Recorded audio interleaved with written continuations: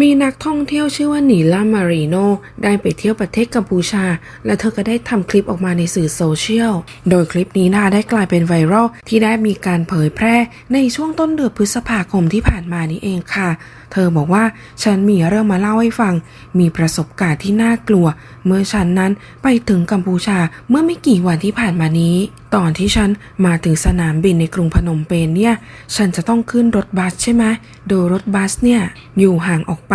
ต้องนั่งรถไปประมาณ 2-3 ชั่วโมงจะไปที่สีหนุวิลคราวนี้ตอนที่ฉันอยู่ที่สนามบินเนี่ยฉันกำลังพยายามจะหารถบัสเพื่อขึ้นรถไปที่สีหนุวิลคราวนี้ก็มีคนบอกว่าฉันจะต้องไปใจกลางเมืองซะก่อนเพื่อที่จะขึ้นรถบัสฉันรู้สึกเหนื่อยมากเพราะว่าเมื่อคืนเนี่ยฉันแทบจะไม่ได้นอนเลยเพราะว่ามีอาการเจ็ตแลกแล้วคืนก่อนหน้านี้ฉันก็ได้นอนหลับแค่แป๊บเดียวไม่กี่ชั่วโมงเท่านั้นเองฉันก็เลยรู้สึกไม่ค่อยโอเคเท่าไหร่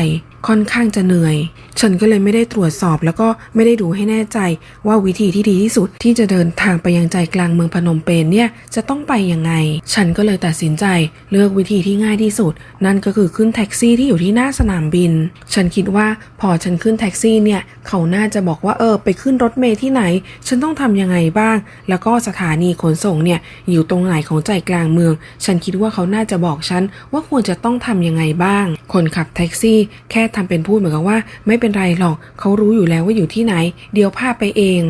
ไม่ต้องกังวลเลยแล้วคนขับแท็กซี่ก็บอกว่าเดี๋ยวจะใช้เวลาขับรถจากที่นี่ไปใช้เวลาประมาณ40นาทีแล้วก็คิดเงินอยู่ที่$12นะซึ่งระหว่างที่เขากำลังขับรถแท็กซี่ไปเนี่ยฉันก็เลยถามเขาว่าขอโทษนะเธอพอจะรู้ไหมว่าจะซื้อซิมการ์ดได้ที่ไหน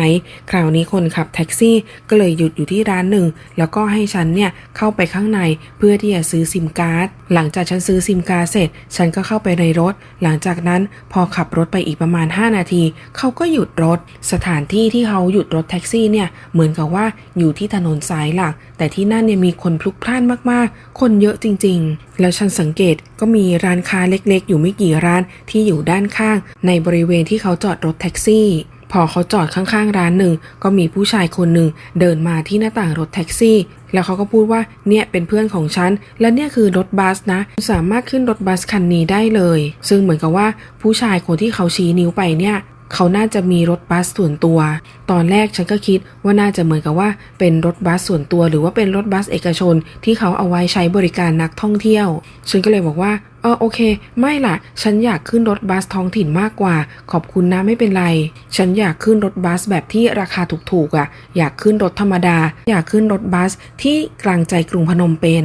คราวนี้ผู้ชายคนนั้นก็เลยบอกว่าไม่นี่คือสิ่งที่คุณจะต้องทำคุณต้องขึ้นรถบัสคันนี้แล้วคนขับรถบัสก็ยังบอกด้วยว่าเนี่ยเป็นการบริการแบบส่วนตัวเลยนะโดยนักท่องเที่ยวก็บอกค่ะบอกว่าฉันไม่ต้องการแบบนั้นฉันไม่ต้องการบริการส่วนตัวฉันอยากจะไปขึ้นรถบัสที่ใจกลางเมืองกรุงพนมเปญมากกว่าฉันไม่อยากจะขึ้นรถแบบนี้โดยคนขับรถก็บอกว่าเนี่ยมีคุณแค่คนเดียวเลยนะที่ขึ้นรถคันนี้ขึ้นมาได้เลยนักท่องเที่ยวก็ยังย้ำค่ะบอกว่าไม่หรอกฉันไม่อยากจะขึ้นคันนี้คันเดียวฉันอยากจะขึ้นรถบัสที่มีราคาถูกที่สุดซึ่งตอนนั้นนักท่องเที่ยวคนนี้เธอก็บอกว่าเธอรู้สึกเหนื่อยมากเพราะว่าก่อนหน้าเนี่ยก็ไม่ได้นอนแล้วก็รู้สึกว่าเหตุการณ์ที่เกิดขึ้นเนี่ยมันชักจะมีอะไรแปลกๆแล้วนะทำไมมันไม่ปกติเลยจริงๆเธอควรจะได้ขึ้นรถบัสได้แล้วและที่สำคัญเธอก็สังเกตว่าอุตส่าห์พยายามจะปฏิเสธตลอดเวลาพูด no แต่เหมือนคนขับรถบัสกับคนขับรถแท็กซี่เนี่ยพยายามที่จะให้เธอขึ้นรถคันนี้ให้ได้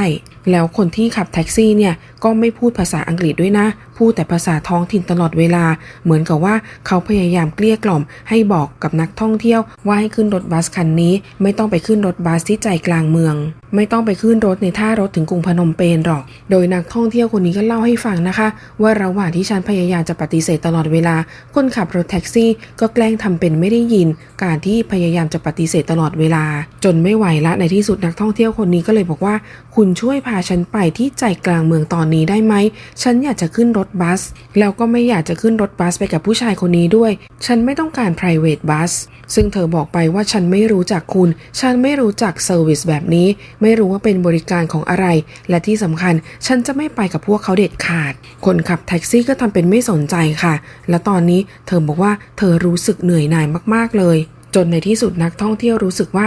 จะไม่นั่งอยู่บนรถแท็กซี่คันนี้ละระหว่างที่เธอกำลังพยายามจะลงจากรถแท็กซี่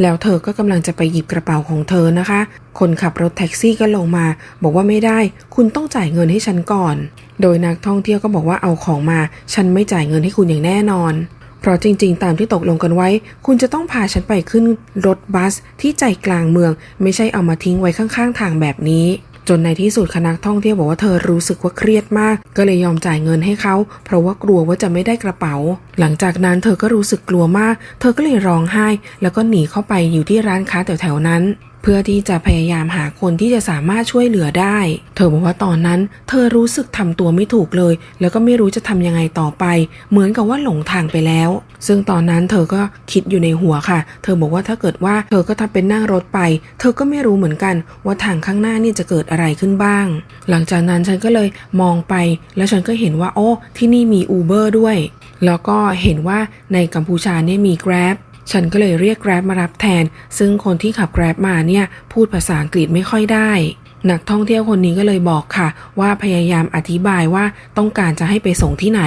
แล้วคนที่ขับรถแท็กซี่ก่อนหน้านี้ที่เธอขึ้นมาก็มาอธิบายให้คนที่ขับ Grab ฟังว่านักท่องเที่ยวคนนี้ต้องการจะไปสีหนุวิลแล้วหลังจากนั้นก็มีคนที่จะขับรถบัสซึ่งคนนี้เขาพูดภาษาอังกฤษได้เขาก็เลยบอกว่าโอเคนะเดี๋ยวฉันจะขับรถแล้วก็พาคุณไปที่สีหนุวิลใช้เวลาประมาณ2 ชั่วโมงเนี่ยอันนี้เป็นรถส่วนตัวของฉันเองแล้วเขาก็ชี้มือไปที่รถของเขาบอกว่าฉันทำงานที่โรงแรมสัญญาได้เลยว่าฉันจะขับรถพาคุณไปที่จุดหมายปลายทางเร็วกว่านั่งรถบัสอย่างแน่นอนพอถึงตอนนั้นฉันก็เลยบอกเขาไปว่าโอเคฉันจะทำแบบนั้นก็ได้แล้วก็ไม่ใช่ฉันนั่งไปคนเดียวยังมีผู้หญิงอีกคนหนึ่งที่เขาพามาด้วยแล้วก็เธอบอกว่าค่อยรู้สึกดีหน่อยที่คุยกับคนนี้แล้วก็สามารถสื่อสารเป็นภาษาอังกฤษได้หลังจากนั้นคณะท่องเที่ยวคนนี้เธอก็เลยเล่าให้ฟังว่าเธอก็เลยตัดสินใจไปกับผู้ชายคนนี้พอรู้สึกว่าโอเคน่าจะไม่มีอะไรเกิดขึ้นเพราะว่ามีผู้หญิงอีกคนหนึ่งนั่งมาด้วยและสุดท้ายผู้ชายคนนี้ก็พาไปถึงสีหนุวิลจริงๆเธอบอกว่าวันนั้นเป็นวันที่รู้สึกว่าเป็นวันที่แย่มากๆฉันรู้สึกว่าสิ่งที่เกิดขึ้นเนี่ยมันน่ากลัวจริงๆแล้วยิ่งฉันไม่ได้นอนมาก่อนหน้านี้ยิ่งทำให้ฉันรู้สึกหวาดระแวงมากเป็นพิเศษโชคดีนะที่ยังไม่ได้เกิดเหตุการณ์อะไรแย่ๆแต่ว่าเหตุการณ์ในครั้งนี้ทำให้ฉันรู้สึกว่าเวลาเดินทางฉันจะต้องระมัดระวังมากขึ้นพิเศษโดยเฉพาะในอนาคตนี่เป็นบทเรียนที่สำคัญที่ฉันได้เจอซึ่งในทริปนี้ฉันจะพักอยู่ที่สีหนุวิลประมาณ1 เดือนโดยมีชาวต่างชาติบางคนเข้ามาคอมเมนต์นะคะมีคนหนึ่งชื่อว่าเบียทริสเธอบอกว่าโอ้โหเหตุการณ์ที่เกิดขึ้นเนี่ยฟังดูเครียดจังเลยนะแต่ว่าโชคดีที่สุดท้ายคุณก็ไปถึงจุดหมายปลายทางได้อย่างปลอดภัยต่างชาติอีกคนหนึ่งชื่อว่าลูเก้เขาบอกว่าฟังคุณเล่าเรื่องแล้วรู้สึกเสียใจด้วยนะที่คุณต้องเจอเหตุการณ์แบบนั้นยังไงก็ขอให้คุณปลอดภัยละกันเวลาไปไหนจะต้องระมัดระวังไว้ก่อนต่างชาติบางคนก็มาคอมเมนต์ค่ะบอกว่าครั้งถัดไปเวลาเดินทางเนี่ยคุณสามารถบุ๊กกิ้งรถบัสก่อนได้นะแล้วก็บอกไว้เลยว่าจะรอตรงไหนสามารถเลือกได้เลยหลังจากคุณลงสนามบินแล้วคุณก็ไม่จำเป็นต้องนั่งแท็กซี่อีกด้วยบางคอมเมนต์บอกว่าฉันเป็นคนเวียดนามตอนที่ฉันไปกัมพูชาก็เจอเหตุการณ์แบบนี้เหมือนกันหลังจากนั้นฉันก็เลยไม่ใช้บริการแท็กซี่อีกเลยเรียก Grab อย่างเดียวต่างชาติบางคนก็มาคอมเมนต์ค่ะบอกว่าหากไปเที่ยวแล้วเกิดเหตุการณ์ที่รู้สึกไม่ดีหรือว่ารู้สึกว่าตัวเองเนี่ยอยู่ในภาวะที่ไม่ปลอดภัยให้รีบหลีกหนีเหตุการณ์แบบนั้นทันทีไม่ต้องกลัวหรอกว่าจะเกิดเหตุการณ์อะไรขึ้นหากดูไม่ดีแล้วก็รีบแก้สถานการณ์ณตอนนั้นไปเลยดีกว่าบางคอมเมนต์ก็บอกว่าก่อนอื่นถ้าให้ปลอดภัยลองขอดูบัตรคนขับรถก็ได้ว่าเขามีไลเซนส์ที่ถูกต้องหรือเปล่าแล้วก็ได้รับใบอนุญาตในการขับแท็กซี่ไหม